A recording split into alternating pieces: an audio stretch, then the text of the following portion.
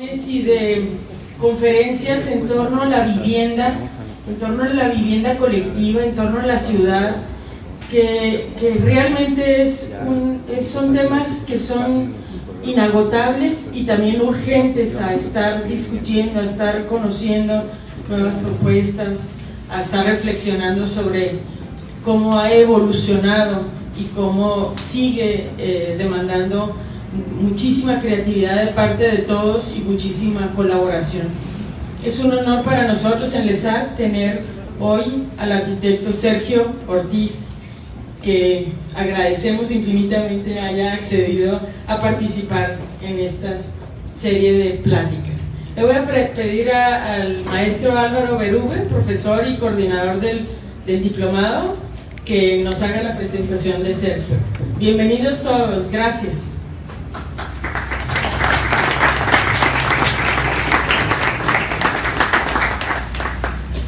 Bueno, antes que nada me gustaría decir unas palabras, agradecer a todos los presentes que se han dado este momento para estar aquí compartiendo y platicarles un poco del diplomado Bicoco, ¿no?, que empezamos hace unas semanas aquí en conjunto con ESARC, que estamos enfocados en el tema de la vivienda colectiva. Entonces nos parece muy interesante y agradecemos mucho a Sergio y a los otros exponentes que ya hemos tenido, porque esta conferencia se da dentro del marco de conferencias del diplomado Bicoco. Esta es la número 3 y los invitamos a, cuando se vuelva a abrir este diplomado en los próximos semestres, que se animen a tomarlo. Realmente parece que los alumnos están contentos, ha sido algo muy interesante todo lo que está surgiendo y esto va a estar cambiando constantemente, pero la intención es el tema de empezar a reflexionar más con la vivienda y con el tipo de ciudad que queremos. Comienzo a explicar o a hablar sobre el currículum del maestro arquitecto Sergio Ortiz Jiménez. Del 82 al 84, maestría en arquitectura en North Carolina State University. Del 76 al 80, licenciatura en arquitectura en la Universidad A de Guadalajara, México. De experiencia profesional, director de SOA Arquitectos, director asociado de Ortiz Arquitectos, y entre las numerosas obras realizadas destaca de las más recientes la recuperación del Parque de las Estrellas en el fraccionamiento Jardines del Bosque. En experiencia académica, del 2012 al 2008, curso seminario de Arquitectura y Pensamiento Contemporáneo en el Centro para la Cultura Arquitectónica y Urbana, como coordinador del curso. Del 98 al 2008, profesor titular en el ITESO en Guadalajara, de México.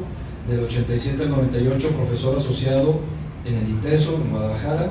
Del 89 al 90, profesor asociado en School of Art, EQ, índice en USA. Del 84 al 86, lecturer School of Art en la misma universidad. En los talleres impartidos, destaca en la Universidad de ITESO, Guadalajara, en México, taller de composición 1, 2, 3, 4, 5 y 6, teoría de la arquitectura 1 y 2, teoría superior de la arquitectura, teoría y pensamiento contemporáneo, arquitectura y arte contemporáneo con Patrick Charpenel, análisis de programas 1 y 2, y en el área de conferencias, crítico invitado y participación en eventos. Del 90 al 2018, conferencias sobre arte y arquitectura impartidas en México y Estados Unidos, en la Universidad Iberoamericana, en la UNIVA, en el ITESO, en la Universidad Panamericana, en la Universidad de Guadalajara, Universidad de North Carolina, Universidad de Oregon, Museo de Arte Contemporáneo de Denver, Fargo, Asia. Entre los concursos y premios nacionales e internacionales destacan en 2013 la medalla de oro en la 8ª Bienal de Arquitectura Jalisciense por el edificio Apartamentos Buenos Aires, en colaboración con el arquitecto Antonio Ramírez. Y entre otros, destaca en el 2014 miembro de la Academia Nacional de Arquitectura, capítulo Guadalajara. En el 2012, editor del libro 10 de 10, Poesía Española Reciente. En el 89 al 2000, miembro de la Fundación de Arquitectura Tapatía, Luis Barragán. Muchas gracias. Damos la bienvenida a Sergio.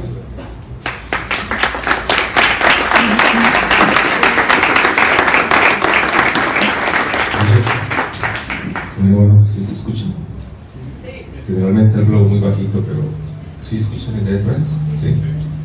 Bueno, muchísimas gracias al ESAC por la invitación, de verdad muy honrado.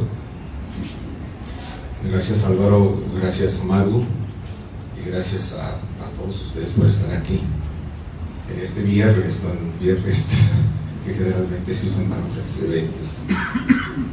Bueno, vamos a sentar. Cuando me convidaron a plática de este diplomado, confieso que mi primera reacción pues, fue de asombro porque bueno, mi práctica profesional nunca fue así como un proyecto profesional, se fue dando. En un principio yo creí que iba a ser dedicada más a la academia. Hice mi maestría en Estados Unidos, después tuve oportunidad de dar clases en una escuela de arte, que fue lo que creo que fue mi verdadera formación, que fue un complemento a mi estudio como arquitecto. Y regresando después de un periodo de 6 años en Estados Unidos, regresé al ITESO y me sentí como en casa.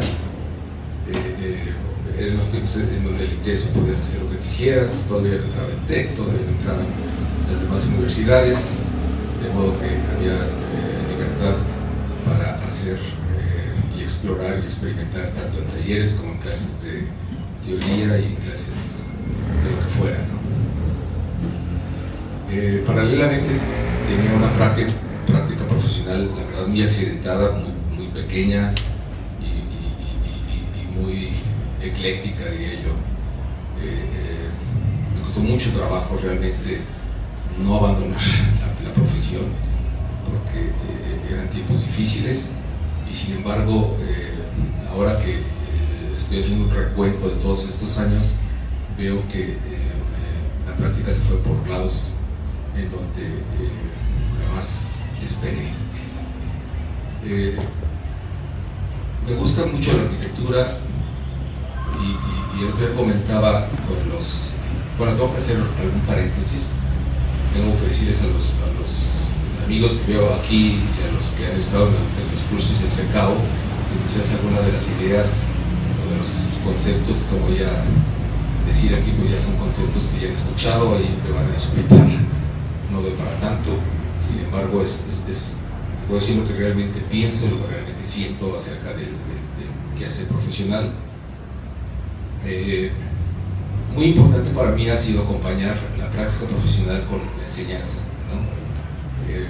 Yo dejé el ITESO ahora hace como unos 6 años, pero entré a formar este curso que se llama Teoría y Pensamiento Contemporáneo en el CECAO, que es un curso interesante porque invitamos a arquitectos foráneos a hablar de todo menos de su obra, ¿no? Hablar de la obra de un arquitecto se convierte como si era una revista y la verdad a mí no me interesaba eso, ¿no? Es decir, me interesaba explicar un proyecto o escuchar que alguien explicara un proyecto en términos de que, ya sabes, ¿no? El concepto que tengo es un patio que articula y metes por aquí.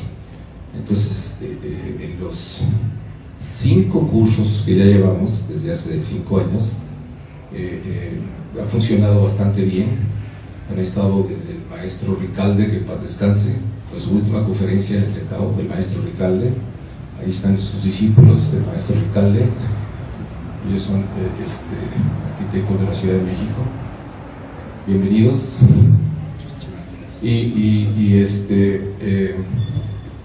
ha estado gente como Alberto Pérez Gómez, en fin, han desfilado todos los arquitectos, digamos, que tienen algo que comentar, ¿no? Ha sido, la verdad, una experiencia grata y ha sido una experiencia muy enriquecedora para mí. El arquitecto Caro, que es este señor que está caminando por aquí, es el enlace en la Ciudad de México con el curso es, como les digo, es el complemento a mi práctica profesional. Estoy muy, muy agradecido de verdad de poderles compartir a ustedes estas ideas. quise orientar la presentación, compartir con ustedes las ideas que quizás puedan servir con respecto a la vivienda. Confieso que tengo solamente un par de proyectos construidos y otro par de proyectos no realizados, quizás uno por realizarse.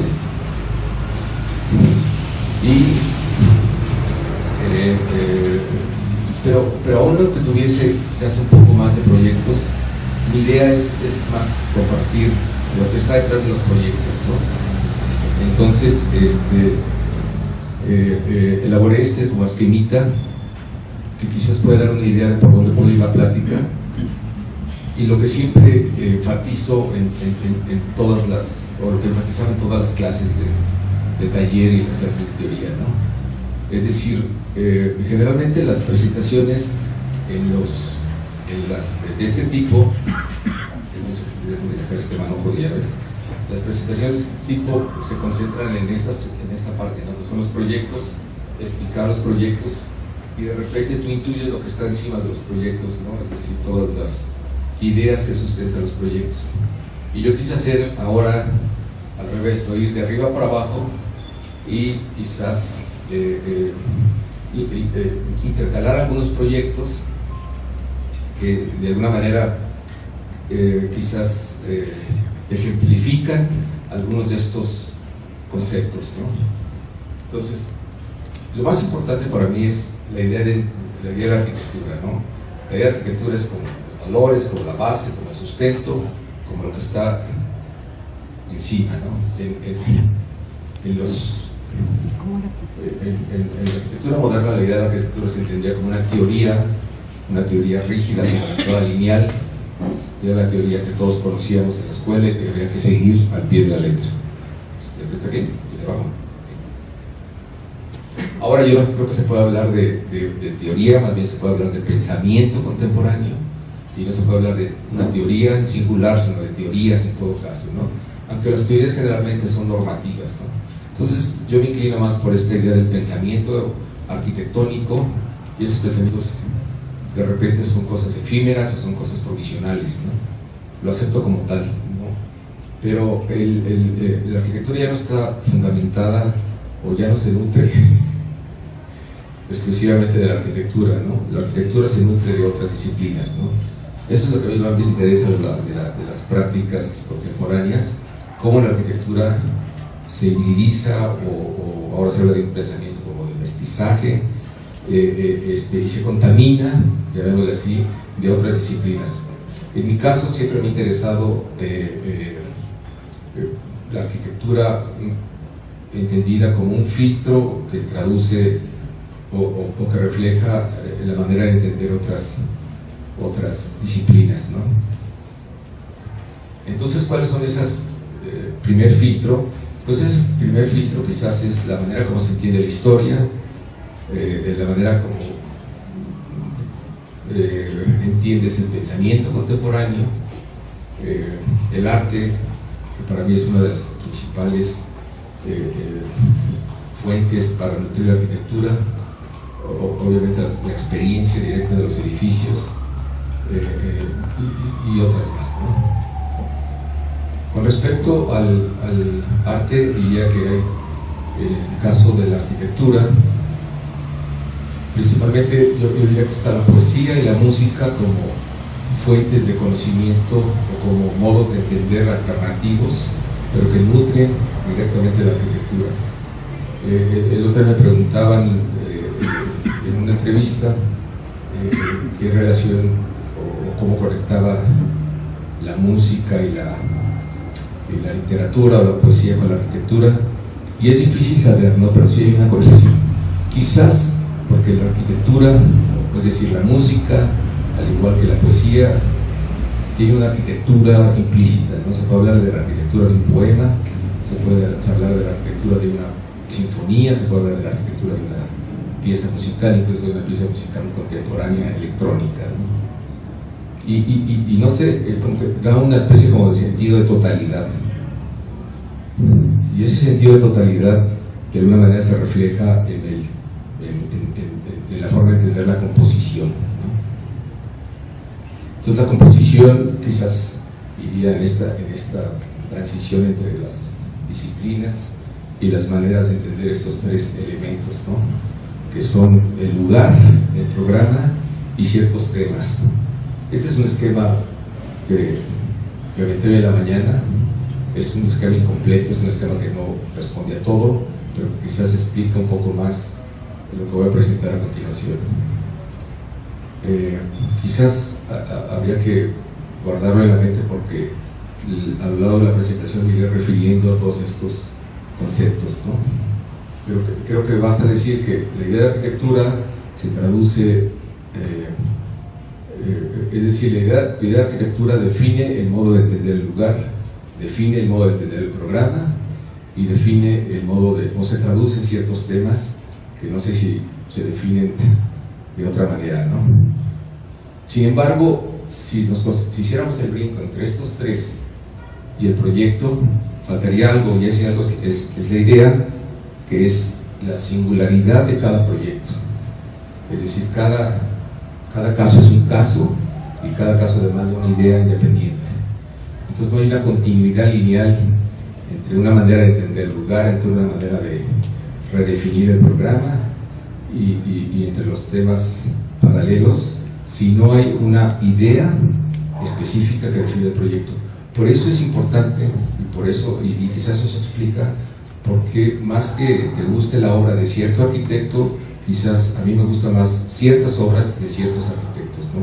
Entonces, cuando te dicen cuál es tu obra preferida, pues a mí me gusta, por ejemplo, el Herzog temprano, ¿no? El Herzog tardío se me hace que ya le gustó el dinero y le gustó la gran escala, y así, ¿no? Entonces es más concentrarse en cada edificio.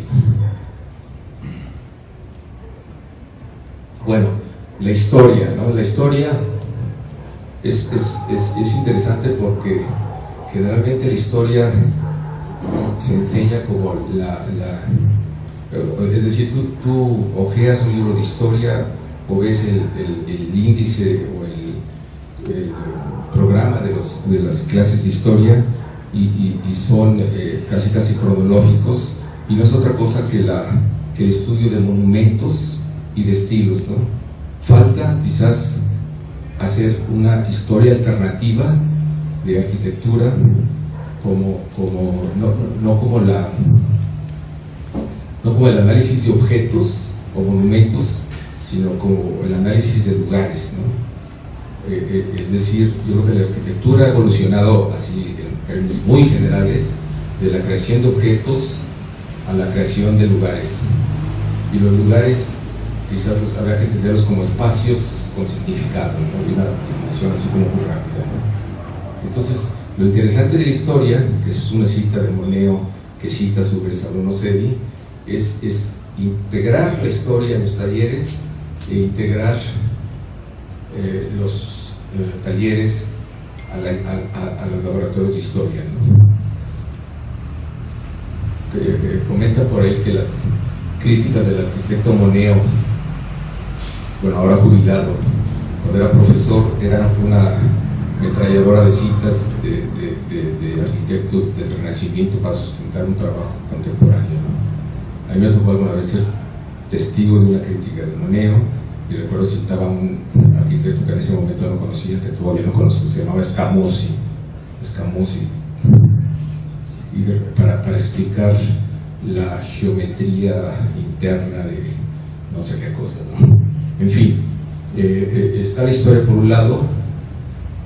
Tenemos también el inevitable tema de la tradición, que es una cosa, que es un asunto que es como un fantasma que persigue a los tapatíos, pero y que, sobre todo a los de mi generación. Y la tradición, habrá que decir que, como cualquier influencia, puede ser una influencia liberadora o una influencia esclavizante, ¿no? Y la buena tradición tiene que liberarte, ¿no? Lo digo esto porque mi generación creo que estuvo esclavizada por una tradición de una escuela tapatía, en donde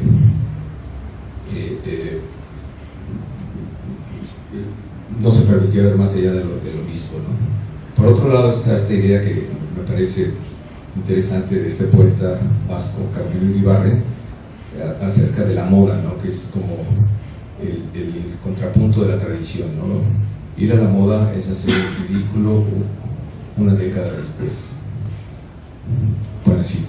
Bueno, y esta es esta fue mi primera casa, es una casa que le tengo mucho cariño, es una casa de 1990 que refleja precisamente ese espíritu tapatío, ese espíritu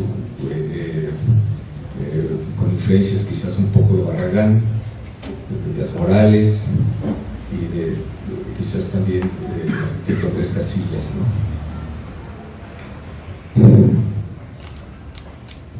Bueno, y hay una cita por ahí, no recuerdo bien de quién es, porque de repente las apunto y no apunto el autor en un cuaderno, pero dice que la mejor teoría es un buen edificio.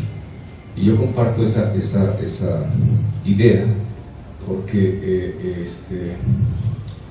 un buen edificio te enseña más que un buen tratado de teoría, ¿no? Pongo este ejemplo de la Casa Barragán porque creo al menos para mí, fue mi carta de creencia, ¿no? Esta casa era una casa en los 80s, que era una leyenda, era una casa que se sabía uno de memoria, pero que cuando la analizas en detalle, tiene estas cosas que me fascinan, en el caso de la casa del arquitecto Barragán, que son estos como,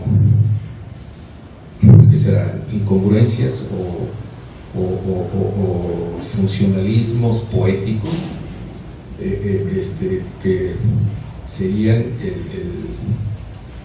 reprobables en cualquier tipo de crítica de composición, ¿no? En los tiempos de la arquitectura moderna, pues ahí había un cruce de circulaciones cuádruple, ¿no? Entonces, ese tipo de modernidad defectuosa siempre me ha parecido muy poética, ¿no? Por otro lado está esta leyenda que es cierto, de que en la casa de Díaz Morales, que es esta planta que está aquí, este muro que está aquí no coincide con el eje de este otro muro, ¿no? Que supuestamente debería coincidir. Y el arquitecto Díaz Morales, recuerdo que decía que era uno de sus orgullos, ¿no? Que no fue un error de cimentación, que no fue un error de proyecto, que fue algo que se dio, ¿no? Entonces, quizá la lección es aquí es todo se vale.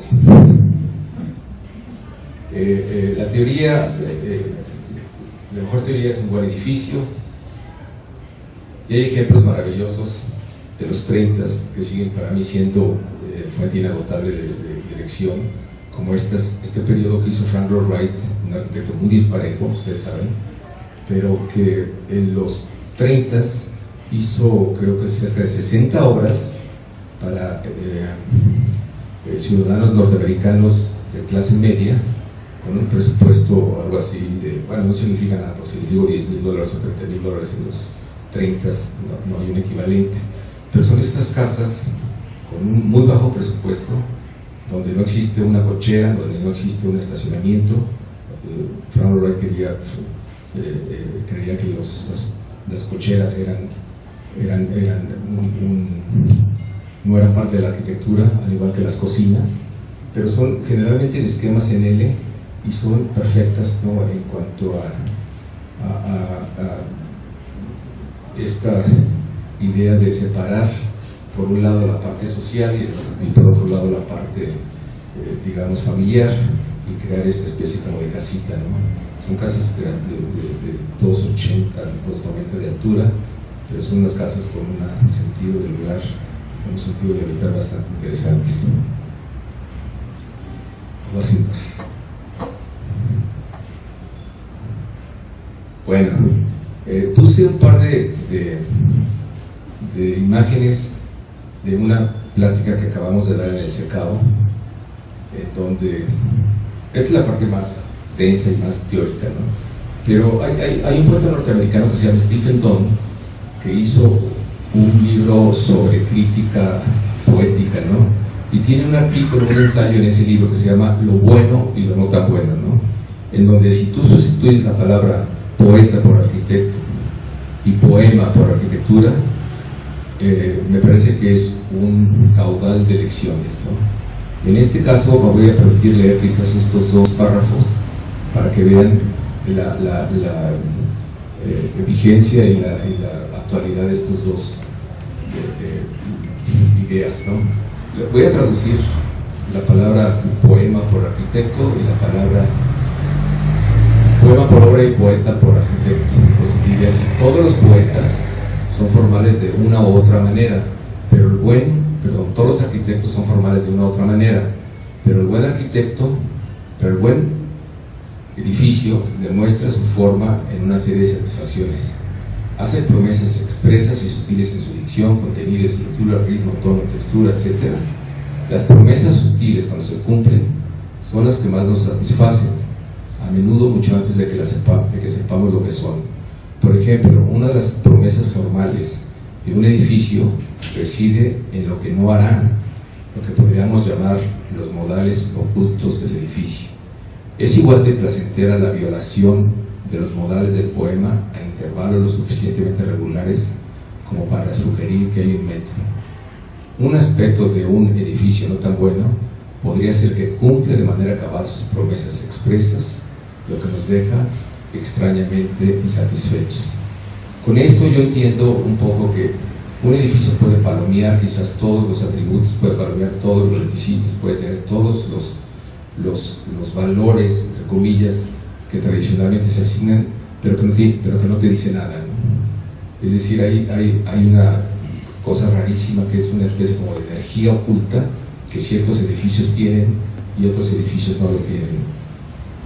Yo creo que esa energía oculta es el resultado directo de la intención y de la intensidad que se transmite en el proceso del proyecto.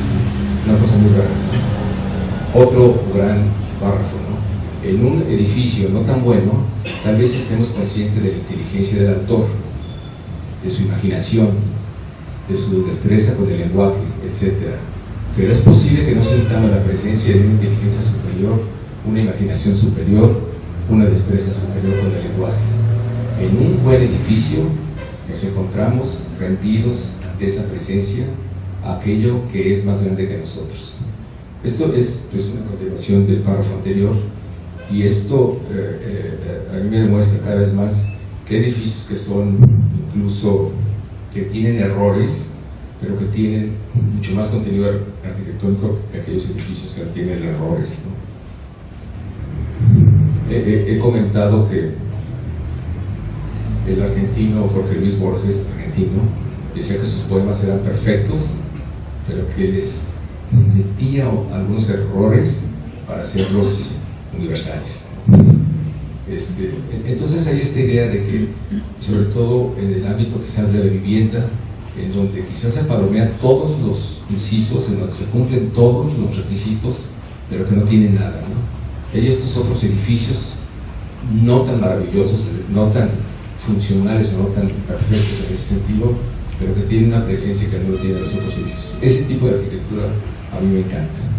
Eso también sucede quizás en la música, en donde de repente encuentras interpretaciones maravillosas, perfectas de obras, por ejemplo, de guitarra. El otro día lo comentábamos, de este guitarrista catalán Narciso Yepes, que son perfectas, ¿no? Es decir, son perfectas porque son trabajos de edición de laboratorio sin ningún error. Contrastas, y con un sonido, ya sabes, perfecto. Contrastas estas interpretaciones con las de quizás Andrés Segovia, de los 50 o de los 40, y son perfectas, y están cargadas de defectos y de errores, ¿no? No estoy evitando aquí los errores por los errores, sino que simplemente las buenas cosas de repente tienen sus errorcitos, ¿no? Este es un ejemplo que quizás ilustra y es una capilla pequeña en donde está todo, ¿no?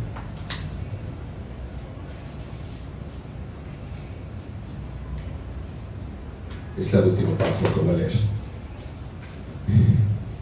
En un edificio no tan bueno, tal vez estemos conscientes de la inteligencia del autor, de su imaginación, de su destreza en el lenguaje, etc. pero es posible que no sintamos la presencia de una inteligencia superior, una imaginación superior, una destreza superior con el lenguaje. En un buen edificio nos encontramos rendidos ante su presencia, aquello que es más grande que nosotros. Y finalmente, un buen edificio mantiene, esto es maravilloso, ¿no? Un buen edificio mantiene un delicado equilibrio entre la extrañeza y la familiaridad. El autor debe hacer que lo familiar sea lo suficientemente extraño para que el lector pueda verlo de nuevo o sentirlo de nuevo. La verdad es siempre un poco extraña porque el mundo convencional no tiene mucho interés en ella y suele aceptar versiones empaquetadas. Pero el arquitecto nunca debe ser extraño por el gusto de serlo.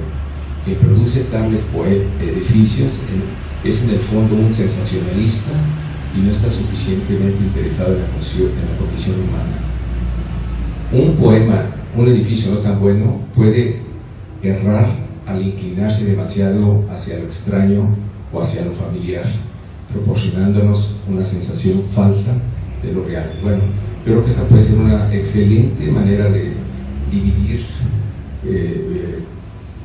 tipos o géneros de arquitectura, ¿no? Por un lado están quizás los holandeses con este afán de sensacionalismo, de extrañeza y de lo nuevo, y por otro lado están esos otros arquitectos que todos conocemos, quizás el que mejor lo representa es Sisa o Taller Mombay o algunos otros arquitectos que están trabajando en el límite o en la frontera entre lo familiar y lo extraño, ¿no? Esa condición siempre se me ha hecho muy importante porque no es una cuestión que uno decide o emprende antes de hacer un proyecto, no es una cuestión que sale después de años quizás de trabajo, de forma de entender la arquitectura.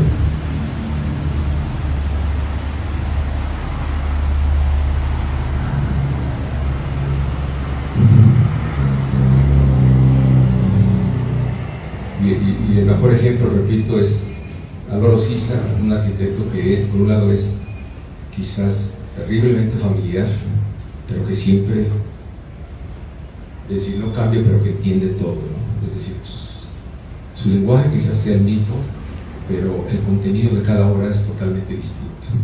Y en otros tipos de arquitecturas quizás el lenguaje es totalmente diferente, pero no el contenido. Bueno, otra línea de conocimiento que a mí me parece fundamental y que para mí ha sido muy importante en la manera como entiendo todo este cotorreo es el papel del arte, ¿no? Y sobre todo este tipo de arte que han hecho estos artistas que ahora los han catalogado como los artistas de la luz y del espacio, y sobre todo este arquitecto americano que se llama Robert Irwin. Para mí Robert Irwin debe ser parte consustancial de la enseñanza del arquitecto, ¿no?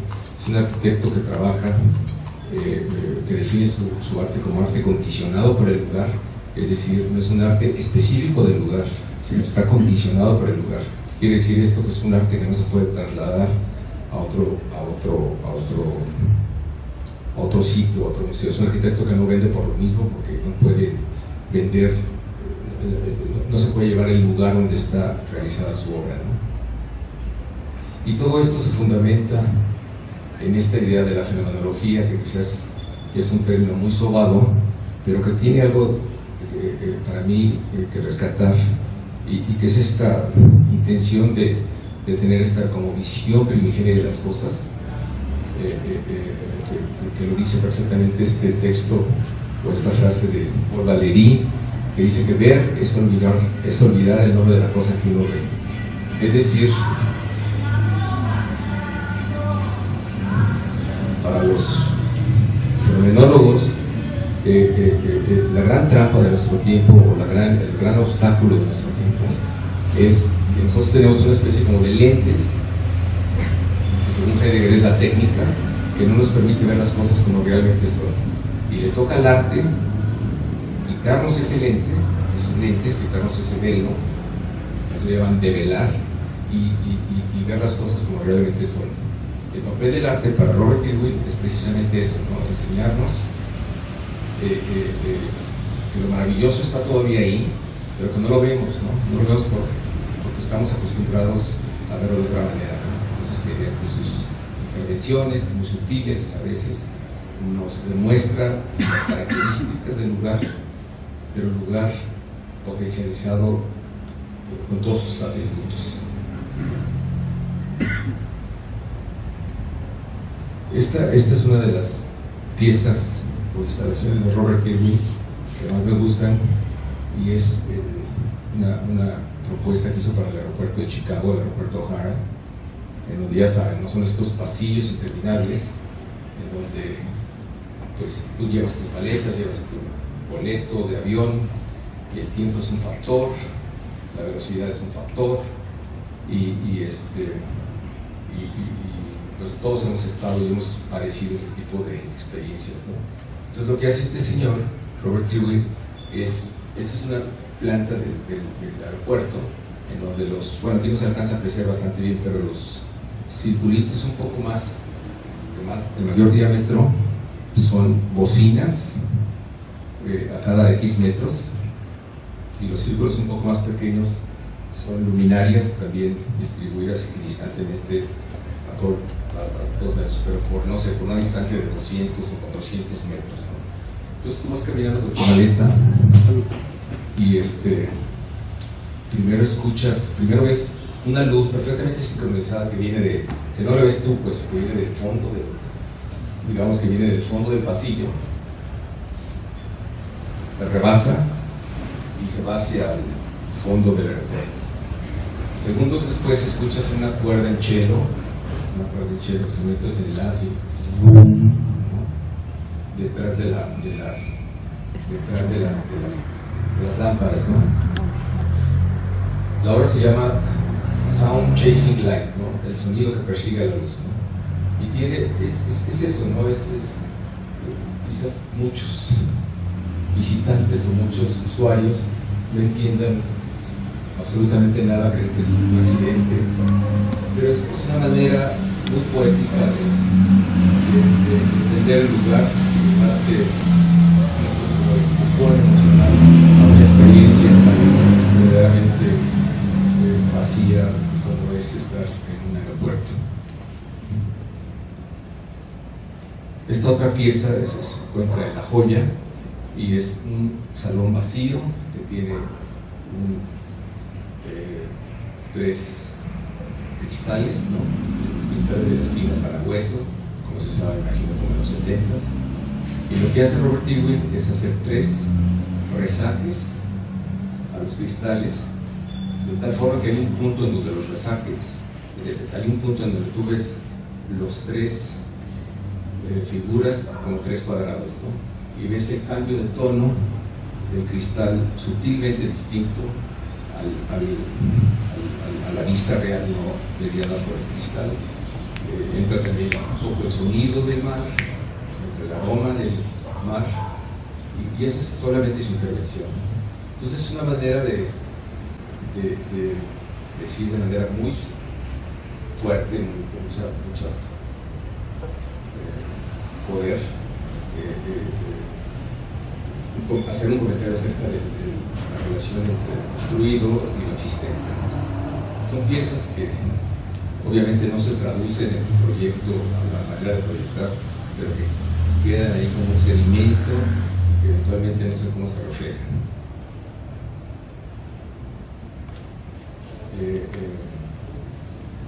Y está este otro asunto que les comentaba hace rato, que es que un proyecto no puede entenderse en términos lineales de redefinición del programa, del modo de entender el lugar, de la manera como se tiene la materia, o está en boga, o de la intención de crear una atmósfera, sino que tiene que haber una idea específica, ¿no?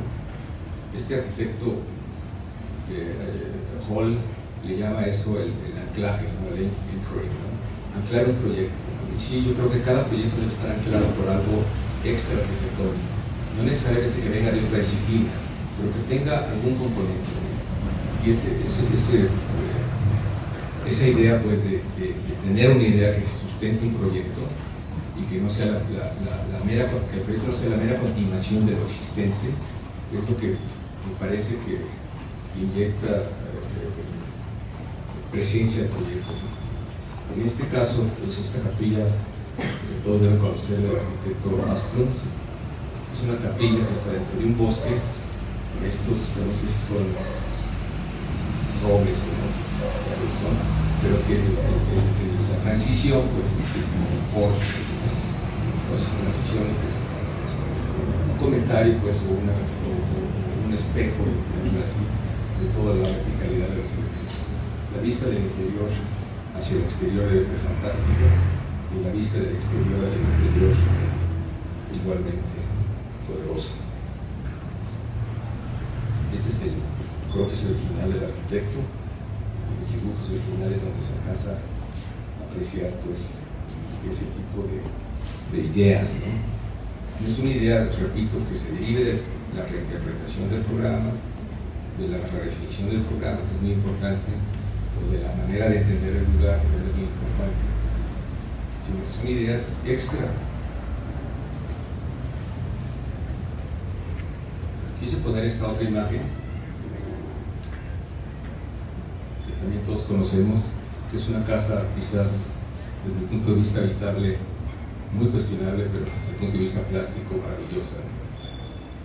Es la famosa Casa Malaparte, que los historiadores disputan la autoría entre Malaparte, que era el escritor Luis Malaparte, y el arquitecto Adalberto Olivera, ¿no? Pero la idea de la fuente es la casa en sí, y las referencias al lugar, San Capri, son bastante bueno. Aquí puse una de mis primeras obras, no digo que sea de la misma categoría ni de la misma nivel, obviamente con una tremenda influencia de Barragán, pero esta es la casa, su casa, donde yo vivo. Es una casa que tiene 20 y tantos años, y es una casa que está en un terreno rodeado de eucaliptos. Todavía no conocía a Asplund, no conocía la capilla, pero y por más que quisiera tenía que derribar algunos eucaliptos, ¿no? pero estaba esta idea de quizás aprovechar la topografía y crear este ingreso está ya elaborado por la aplicación, y uno de los eucaliptos ya murió por estas plagas de los 90s, pero me parece que es una idea, no es más que una adecuación proyectual. Es decir, lo que trato de enfatizar es que los proyectos quizás no se dan en el respirador y no se dan, repito, en una manera de redefinir el programa o de entender el lugar. Debe haber quizás algo más. Esto debió haber dicho antes. Nada más que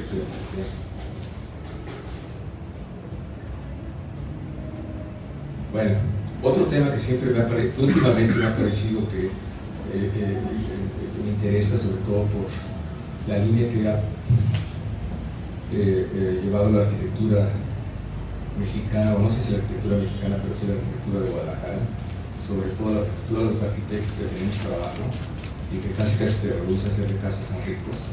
Es una verdaderamente, no sé si tragedia o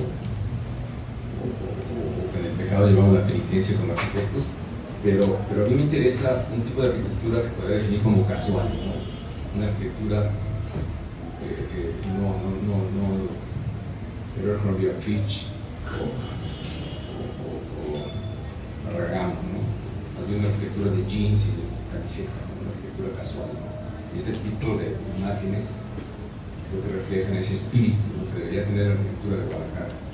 Me enojan ese tipo de casas herméticas, cerradas, donde quieren transportar un mundo que no es de Guadalajara, ¿no? En donde el usuario entra a su casa con todo el kit Ferragamo y entra un oasis verdaderamente ajeno a la ciudad, ¿no?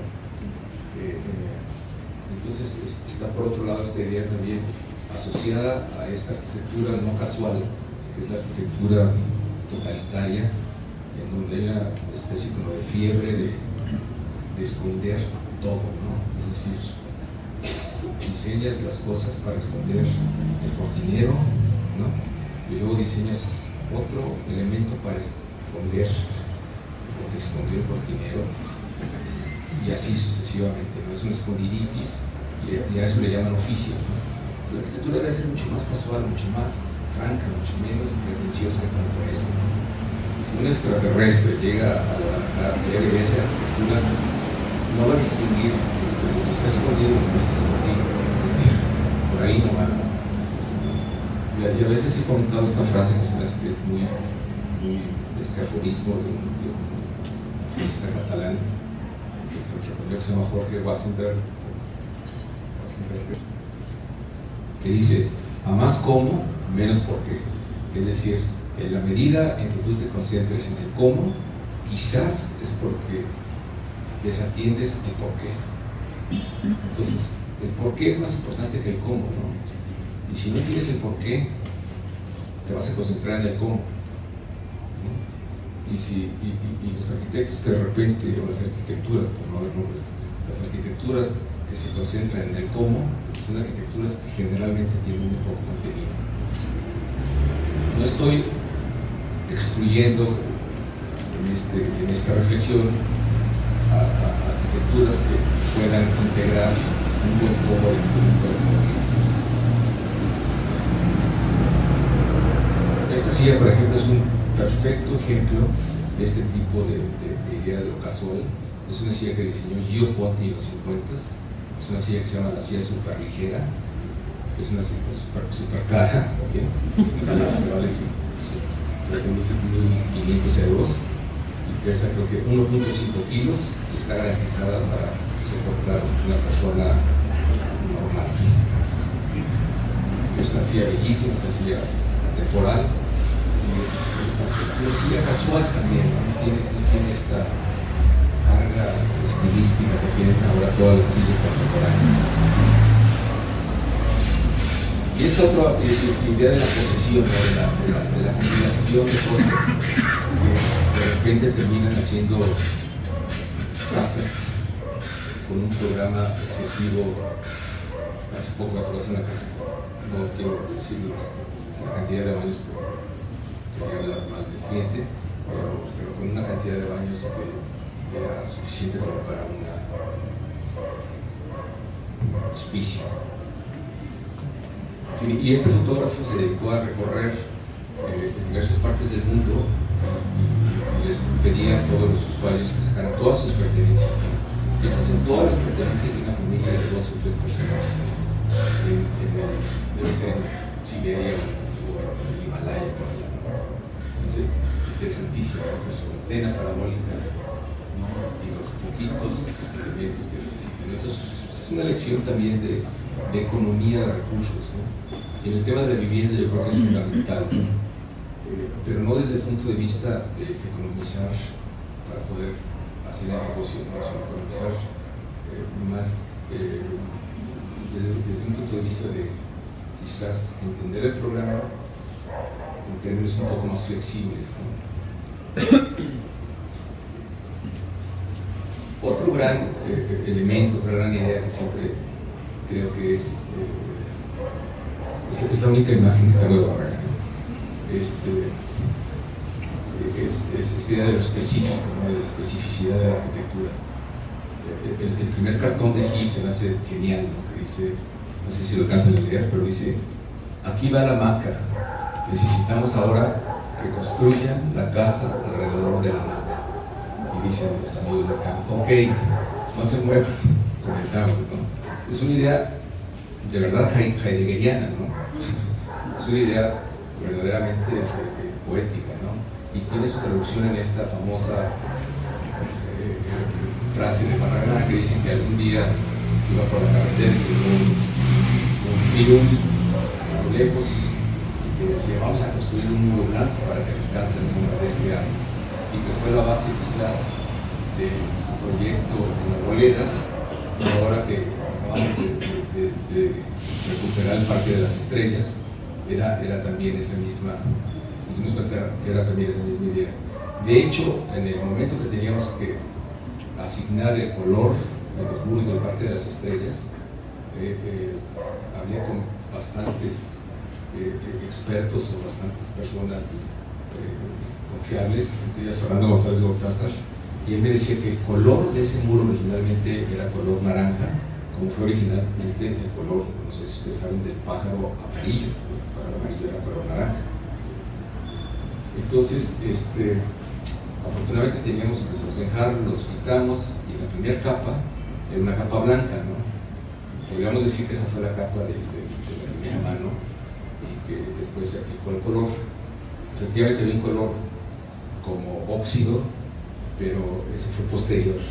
Cuando le comenté que este proyecto de Barragán de Arboledas era contemporáneo del proyecto del Parque de las Estrellas y de la Sombra, asintió, y creo que esa es la razón por la que se quedó el muro del Parque de las Estrellas a color blanco. Lo específico a mí me parece bien importante, porque en sí puede terminar un proyecto sin tanta intervención o sin tanta intencionalidad de un arquitecto, ¿no? Es decir, aquí la idea de preservar un árbol y dejar arrimarlo de tal forma que se cree este gesto es suficiente para darle presencia y carácter a la casa, ¿no? El arquitecto obviamente pudo haber recortado este pasillo, la casa existente, la casa nueva, pero no lo hizo precisamente para crear esta tensión. Es un poco el ejemplo de la hamaca de Gis, ¿no? En donde ok, hagamos una casa alrededor del árbol, y creemos y la casa se suma, ¿no? O sea, aquí todo es mayor que la suma de las partes, ¿no? Si el árbol estuviera aquí, sería 1-1, ¿no? El árbol donde está, la ecuación es ahora 1 más 1, ¿no? Es decir, todo es mayor que las partes, ¿no? Bueno, quiero creer que la oficina, en la parte de lo específico, tiene algún tipo de rebote similar, ¿no? Es decir, nosotros tenemos en el terreno un eucalipto de unos 60 de diámetro, muy vertical, y todo el proyecto se genera dejando este eucalipto y creando vistas hacia el eucalipto de todos lados, ¿no? Enfatizando de alguna manera la verticalidad inherente del eucalipto, utilizando los mismos materiales, los mismos colores, con materiales naturales, para de alguna manera celebrar esa verticalidad, ¿no?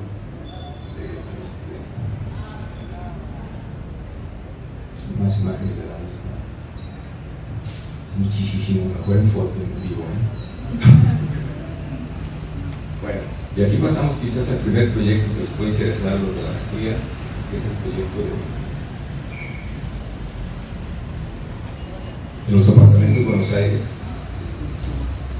Es curioso porque debo decir que este cliente es extraordinario, es un cliente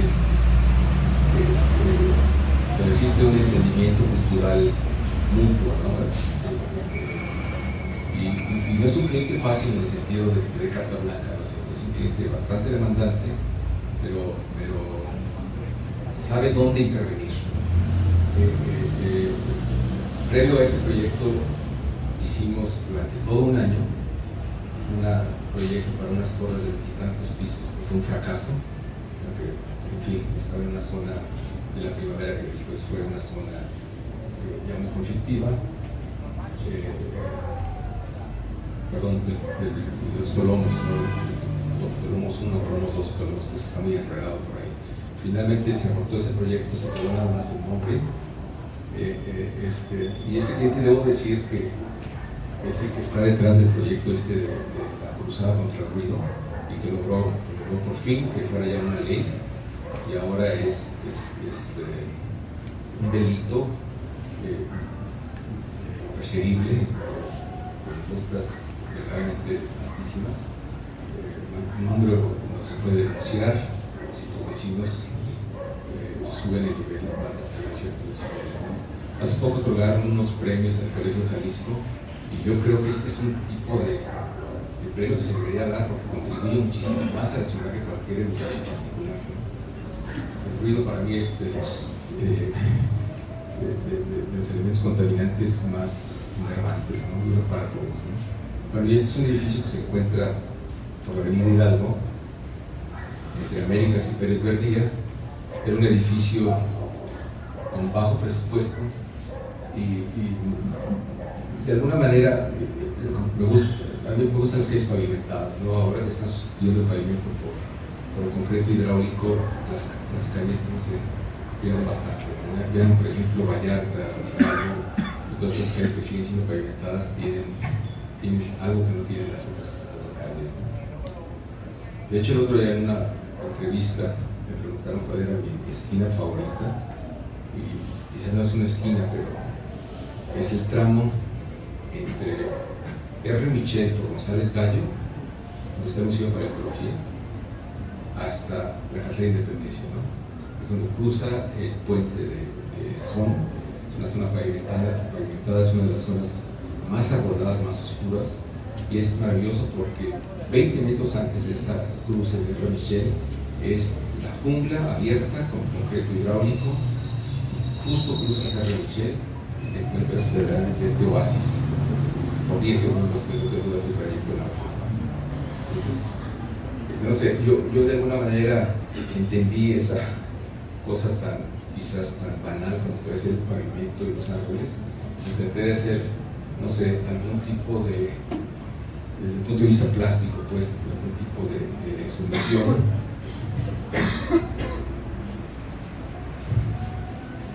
Algún tipo de solución que encajara, por lo menos en esos términos. Me voy a ir un poquito más rápido, muchísimo más rápido.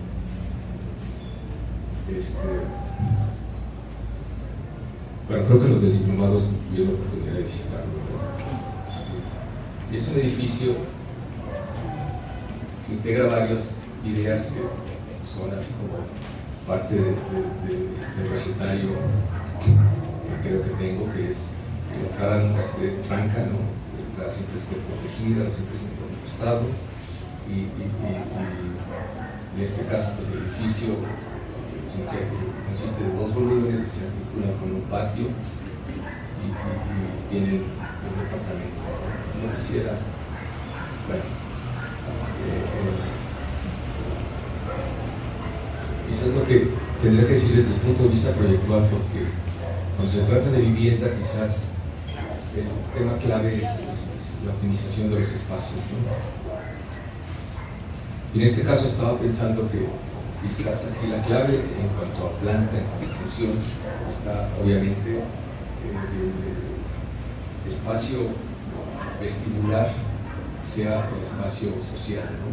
Para que eficientes superficies, ¿no? Entonces es un esquema realmente muy sencillo, con recámaras, un baño, cocina, lavadora, secadora y el espacio social, ¿no? Que, repito, hace las veces de circulación, son espacios de 60 metros y se logró sacar hace 5 años a un costo de 8.500 pesos metro.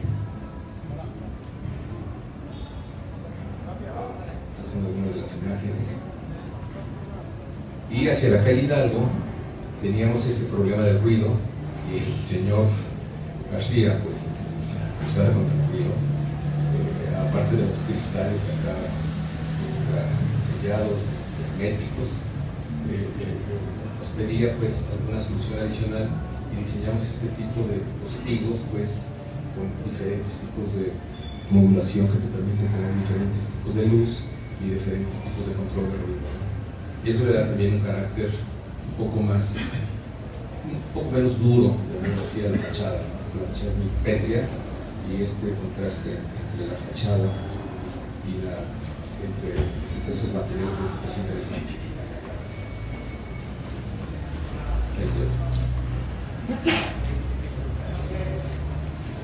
Bueno, aquí hago un paréntesis y tengo que decir pues que otra de las grandes apoyos, y que creo que es obligatorio que todos los estudiantes de arquitectura lo conozcan, es la obra de este señor Christopher Alexander. Está quizás muy devaluado, y que no puedes decir quizás en los congresos de arquitectura contemporánea porque te linchan por absolutista. Es un poco el equivalente a Harold Bloom en literatura, ¿no? Es decir, trata de establecer una cosa como que canon, con una serie de publicaciones que son bastante ambiciosas en cuanto a su proyecto, pero que finalmente tienen algo que puede servir, ¿no? El lenguaje de patrones, bueno, ya no voy a comentar bastante al respecto, pero nos apoyamos en algunos de los patrones de este señor, porque definitivamente tienen una vigencia, tienen una veracidad fuera de prueba. Y él habla de estos, es uno de los patrones que a mí me interesan más, que se llama espacio exterior positivo, en donde dice que para que los espacios funcionen deben de tener una cierta configuración geométrica, es decir, deben de crear una cierta tensión, porque de otra forma se pierde la energía de los elementos, ¿no? Entonces, eso mismo creo yo que tratar de hacer un poco en el edificio Buenos Aires al momento de articular estos dos volúmenes con el patio central. Otra línea más es esta idea de, digamos, las estructuras profundas, que me interesa mucho, que es quizás derivativo de las ideas de Aldo Rossi y de estos de filosofía estructuralista, y que no es otra cosa que reconocer que de repente hay unas ciertas estructuras o unas ciertas patrones que funcionan más allá de las actividades que se vayan a desarrollar, ¿no? Yo siempre he dicho que quizás los mejores hoteles fueron en algún momento conventos o haciendas, y los mejores museos no fueron diseñados como museos, fueron diseñados como conventos, ¿no? El Hospicio Cabañas creo que es el mejor museo de Guadalajara y uno de los mejores museos de México, y era un hospicio. Entonces creo que esta cita es de Sisa, y es esta idea que él llama funcionalidad neutralizada, ¿no? Que no es otra cosa que entender que independientemente de las actividades, independientemente del programa, cada proyecto o cada planta arquitectónica o cada estructura, cada planta tiene una especie, como debería tener una estructura que va más allá de la función y va más allá del programa.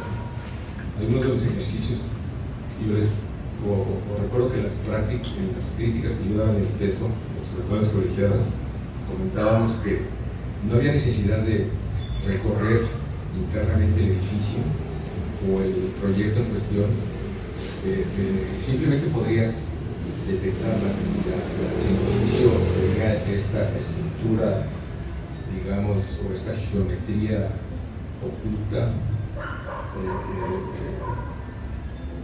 universal, ¿no? Y lo ves, ¿no? Y lo detectas sobre todo en los alumnos que empiezan a hacer sus primeros proyectos, como las plantas no tienen esa estructura arquitectónica, ¿no? En fin. Bueno, y aquí me permití hacer una especie como en ese sentido, una especie de genealogía o de tabla con la evolución de todos los proyectos que he hecho, bueno, de algunos de los proyectos que he hecho, en donde, si ustedes se fijan, en 1989 era la idea de una arquitectura muchísimo más compacta, muchísimo más hermética, ¿no? En donde quizás la clave era en dónde posicionar ese volumen para que generara tensión, que generara espacios agradables, ¿no? En el 2000 hubo una transición notable, pues este edificio en la parte superior, en donde el brinco es notable, en donde empieza ya las cajitas pues no sé, a hacerse un poco más orgánicas, a tratar de integrar el exterior en el interior y crear espacios más positivos, ¿no? De repente, pues, hay proyectos como este que es el de la oficina, que no me queda de otra más que seguir haciendo los bloquecitos, pero me ha interesado siempre esa idea del emplazamiento o de cómo aterrizar un proyecto en el lugar, ¿no? Esa es una de las decisiones más importantes, porque determina la relación que se establece entre el objeto y lo que no es objeto, ¿no?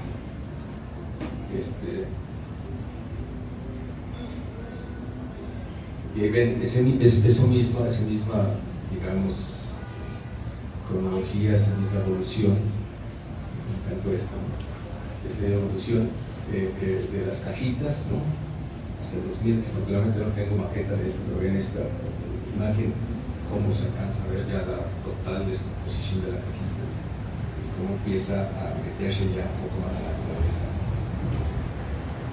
Esta es la primera casa que les mostré, mi casa que sigue siendo una casa, una caja, en fin, como vean ahora. Y yo creo que las imágenes salen por sí mismas, ¿no? Estos son los departamentos de Buenos Aires, China, las casas con bastantes. Para terminar, quizás el proyecto de Barnes, que se puede explicar quizás un poco más a detalle, es el segundo proyecto de vivienda. Y lleva el tema de la compacidad versus la fragmentación, ¿no? Que es decir, que demuestra que en sí el instalar un objeto hermético, quizás autosuficiente, no es necesariamente una mala estrategia de composición. La imagen del fondo es un granero en España, y esta imagen de aquí, no sé si ubican a estos arquitectos chinos, es una capilla que está a la orilla del mar, totalmente alejada de cualquier referencia. Es una capilla que ha tenido la capacidad de recabar como el triple de los fieles que esperaban. Son objetos aislados que establecen una tensión positiva, según yo, por la naturaleza del lugar y por la naturaleza del proyecto, ¿no? En contraposición tenemos este bodio de Rencoltas, ¿no? Que es esta casa de música de Porto, que desde mi punto de vista arruina totalmente el espacio público, llega y se instala como con esta idea que en ese momento era muy de moda, que era los objetos singulares, ¿no? Estos objetos que tienen la capacidad de activar espacios públicos y hacer ciudad solamente por su condición de extranjería, de extranjería como valor arquitectónico, ¿no? Bueno, y aquí pasamos a este otro edificio, que es el último edificio de apartamentos que he tenido la oportunidad de hacer. Es un edificio que está curiosamente al lado del edificio de Buenos Aires, porque es también del mismo cliente, y es este cliente maravilloso, y es un edificio ya desde el principio vocacionado para ser Airbnb, ¿no? Porque todo el edificio originalmente era un edificio para renta, y después entre Airbnb resulta que duplica sus ingresos. Entonces nos pide hacer este proyecto y algunas cosas que pueden ser interesantes, ¿no? La idea quizás de imponerse, de autoimponerme yo los servinombres laterales cuando el dictamen de alineamiento no te los ofrecía, ¿no?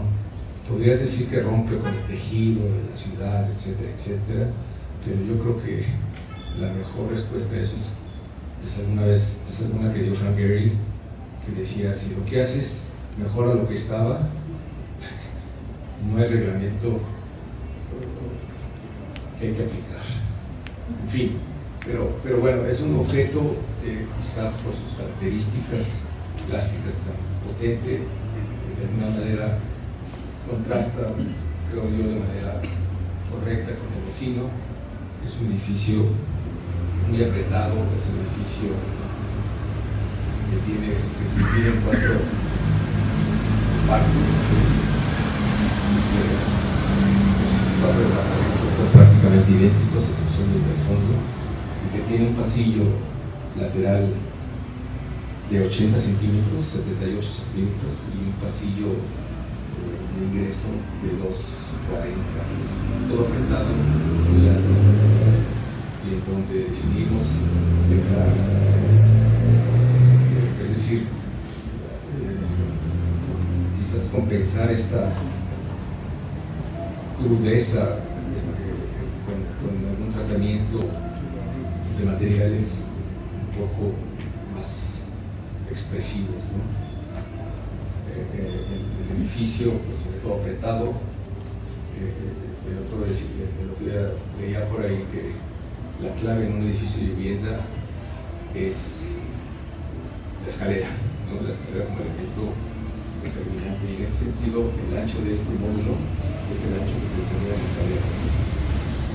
Son esquemas genéricos, cada esquema tiene negros, y eso es interesante porque me parece que el programa se resuelve verticalmente, es decir, son 3 escaleras de espacios bastante pequeños que te llevan a hacer un recorrido en donde sientes que estás adentrándote cada vez más a algo, ¿no? A algún objeto. Entonces sí hay esta como ceremonia de pasaje de una de las calles más transitadas, no es una calle tan agresiva, ¿no? Como otras, pero es una calle ruidosa, pero que de repente las escaleras te van llevando a las áreas de habitación, son estas 2, y te sientes, la verdad,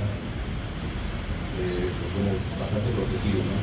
Los interiores son bastante convencionales, digamos, una decoración de Airbnb, pero creo que tienen, precisamente por haber dejado esta servidumbre lateral, tienen posibilidad de iluminarse por 2 lados, ¿no? Que esa es una de las verdaderas aportaciones del edificio, ¿no? De los grandes logros del edificio. Cuando tienes iluminación solamente por un lado, la calidad de luz es bastante distinta, ¿no?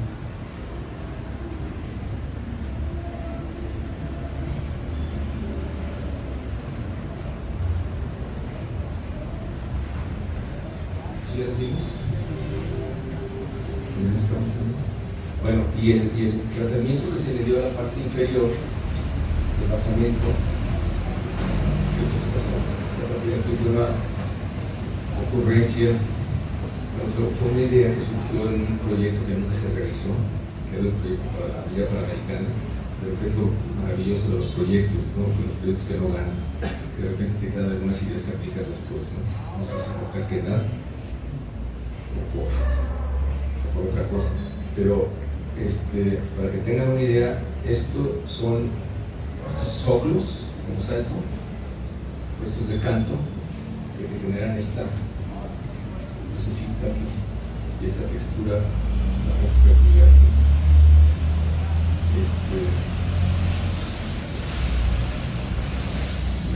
Cuando terminamos de hacer esto, hubo la discusión de varios días entre el constructor, el propietario y el arquitecto.